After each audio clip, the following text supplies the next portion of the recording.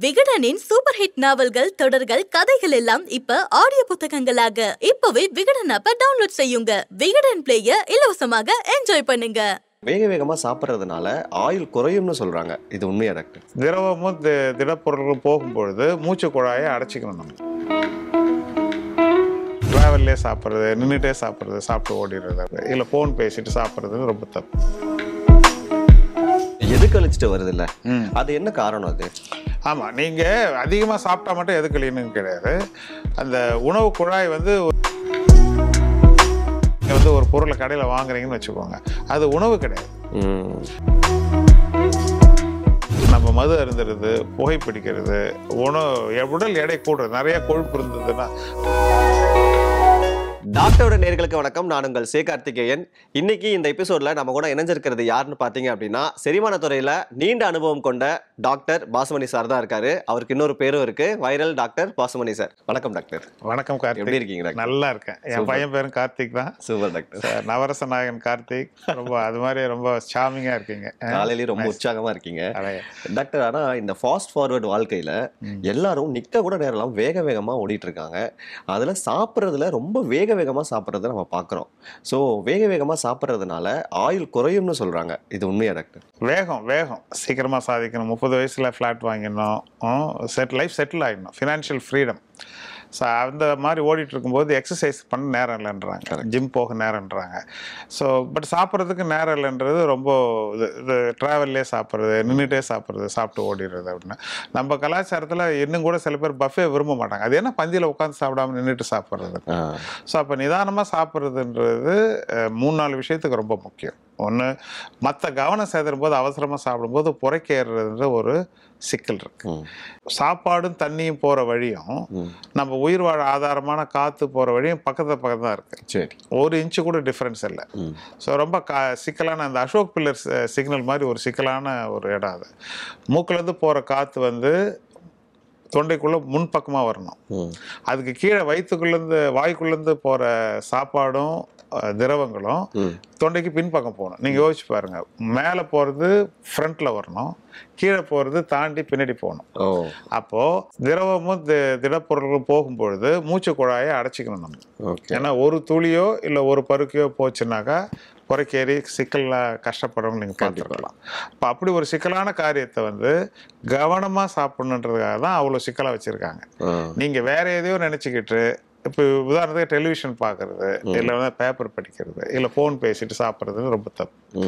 அவசரமாக சாப்பிடும்போது இந்த கவனக்குறைவு நடந்து அந்த இது நடக்கிறது. 2வது காரணம், நிதானமாக சாப்பிடும்போது சில பொருள் வந்து கசப்பாக இருக்குது, கெட்டு போயிருக்குன்னா அதை துப்புறதுக்கு நமக்கு நேரம் இருக்குது. ஓகே.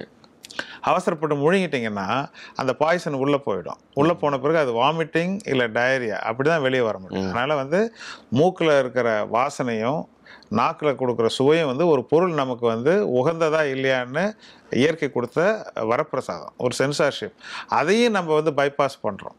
3வது, பொறுமையாக தின்னும் பொழுது டைஜஷனுடைய முதல் கட்டம் வந்து பல்லால் அரைக்கிறோம். ஏன்னா வயிற்றுக்கு ஒரு தசை பை, அது இறைப்பைக்கு வந்து நம்ம வந்து ஒரு பெரிய பொருளை கொடுக்குறோம். ஒரு காலிஃப்ளவர் பீஸ் இல்லைனா ஒரு மசாலோட ஒரு சிக்கன் பீஸை கொடுக்கும்போது அதை இங்கேயே அரைச்சி கொடுத்தீங்கன்னா அது எவ்வளோ நன்றி சொல்லும் உங்களுக்கு. கண்டிப்பாக.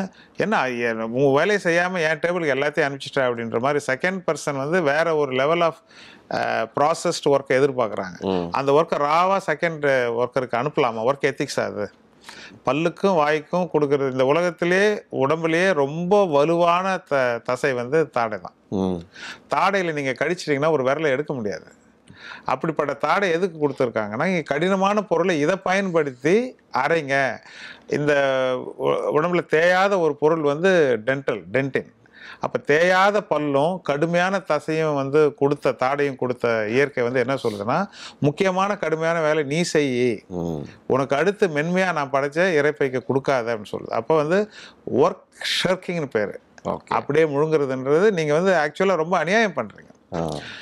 அந்த உணவை வந்து நல்லா விழுது மாதிரி நீங்கள் அரைக்கும் பொழுது சலைவா சுரந்து சில பொருளுங்களை வந்து நீங்கள் அங்கேயே அரைக்கலாம். அரிசியை நீங்கள் ரொம்ப நேரம் மென்னுட்டீங்கன்னா இனிக்கும். இனிச்சதுன்னா அந்த காம்ப்ளெக்ஸ் கார்போஹைட்ரேட் ரைஸ் வந்து உடஞ்சி குளுக்கோஸாக மாறிடுச்சுன்னு அர்த்தம். அப்போ டைஜஷனுடைய கட்டத்தை நீங்கள் வந்து ஆல்ரெடி அழகாக பண்ணிடுறீங்க. இப்போ வந்து ஒரு ப்ராஜெக்ட் முன்னாடி ஹோம் ஒர்க் பண்ணி ப்ரிப்பேர்டாக பண்ணுற மாதிரி. ஸோ இரைப்பை உங்களுக்கு எவ்வளோ நன்றி சொல்லும் அதை பண்ணிங்கன்னா. அந்த இரைப்பை வந்து மியூசின் இருக்குது, சில ஆன்டி பாக்டீரியல் இருக்குது, சில கெட்ட விஷயங்களை அது வந்து க்ளீன் பண்ணும் அந்த இது. 4வது பல்லாறுனா பசி ஆறும். ஸோ ரொம்ப நேரம் இப்போ ஒரு பசியோடு வந்து நம்ம வீட்டுக்கு போகிறோம், சாப்பாடு செய்ய நேரம் ஆகுதுன்னு போது ஒரு வறுத்த கம்பு கொடுப்பாங்க, இல்லைன்னா ஒரு பொட்டுக்கடலை கொடுப்பாங்க. தாய்க்கு தெரியும் அந்த உப்பு கடலை என்ன கொடுப்பாங்க. அதை நீங்கள் மென்னிங்கனாக்கா அந்த பசி உடனே அடங்கிடும். அப்போ பல்லாறுனா பசி ஆறுது. அப்போ வந்து பசி குறைக்கிறதுனால நீங்கள் வந்து அதிகமாக தேவையில்லாமல் உங்களுக்கு தேவையில்லாத உணவை நீங்கள் சாப்பிட மாட்டீங்க. ஸோ அது இந்த 4 காரணங்களுக்காக நீங்கள் நிதானமாக தான் சாப்பிட்டாகணும். அதனால தான் நொறுங்க தின்றால் 100 ஆயுசுன்னு சொல்கிறோம். Super doctor. அப்போ பொறுமையாக நிதானமாக சாப்பிட்றதுனால கண்டிப்பாக ஆயுள். நீங்கள் வந்து உணவு தான் வந்து உடலுக்கு அடிப்படை. உணவு இல்லாமல் நம்ம உயிர் வாழ முடியாது. நீங்கள் பிறந்த அம்மா கிட்ட பால் குடிக்கிறதுலேருந்து நீங்கள் படுக்க கடைசியில் உங்களுக்கு பால் வாயில் ஊற்றுற வரைக்கும் உங்களுக்கு வந்து உணவு தான். as long as you live you need to eat something. after you die you will be eaten by something else. Exactly. So இதுதான் லைஃப்னுடைய ஒரே ஃபிலாசபி. அப்போ நீங்கள் உயிரோடு இருக்கிற வரைக்கும் சாப்பிட்டு தான் ஆகணும்னு போது அந்த சாப்பாட்டுக்கு நான் நேரம் ஒதுக்குறது இல்லை. ஓடி ஓடி உழைக்கிறது, சம்பாதிக்கிறது எல்லாமே இந்த உடம்பை வளர்த்தார் உயிர் வளர்த்தார். அப்போ இந்த உடம்புக்கான ஆதாரமான சாப்பாட்டை கூட நான் அவசரமாக அள்ளி போட்டு போவன்றது எந்த விதத்தில் நான் என்று நேயர்களுக்கே நான் விட்டுறேன். Super doctor. டாக்டர், இப்போ சில நேரங்களில் நான் நல்லா சாப்பிட்ருவோம், ருசியாக இருக்கும், ரசித்து சாப்பிட்டதுக்கப்புறம் எது கழிச்சிட்டு வருது இல்லை, அது என்ன காரணம் அது? ஆமாம், நீங்கள் அதிகமாக சாப்பிட்டா மட்டும் எது கழியணும்னு கிடையாது.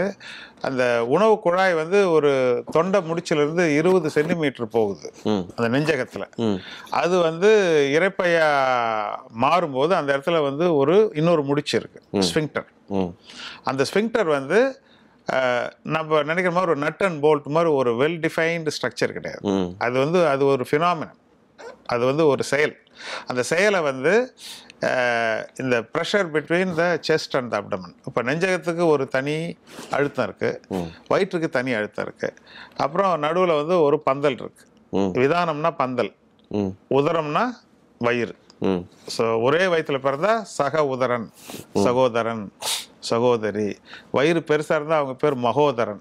இப்போ பிள்ளையாருக்கு வயிறு பெருசாக இருக்கிறதுனால அதை அப்போ உதரம்னா வயிறு, விதானம்னா பந்தல். ஸோ அந்த வயிறு பகுதிக்கு ஒரு பந்தல் இருக்குது, டயஃப்ரம். அந்த டயஃப்ரத்தினுடைய 2 எட்ஜும் வந்து ஆங்கர் மாதிரி இந்த பந்தலுக்கெல்லாம் இழுத்து கட்டுவாங்க இல்லையா, அந்த உணவு குழாய்க்கும் இரைப்பைக்கும் நடுவில் இருக்கிற இடத்துல தான் வந்து ப்ரெஷர் ஆகுது. அப்போ வந்து எல்லாம் சேர்ந்து தான் வந்து அந்த இடத்துல வந்து உள்ள ஒரு வழி பாதையாக சாப்பாடு உள்ளே போன பிறகு 2 இங்கே ஒரு முடிச்சு சொன்னேன் இல்லைங்களா, அப்போ வந்து இரைப்பையிலேருந்து சிறுகுடலுக்கு போகிறது ஒரு முடிச்சு. அந்த 2 முடிச்சையும் வந்து மூடி வச்சுக்கிட்டு இருட்டு அறையில் பல்லு இல்லாத இரைப்பை வந்து நம்ம சாப்பிட்ற எல்லாத்தையும் அரைச்சி கூழாக்குது.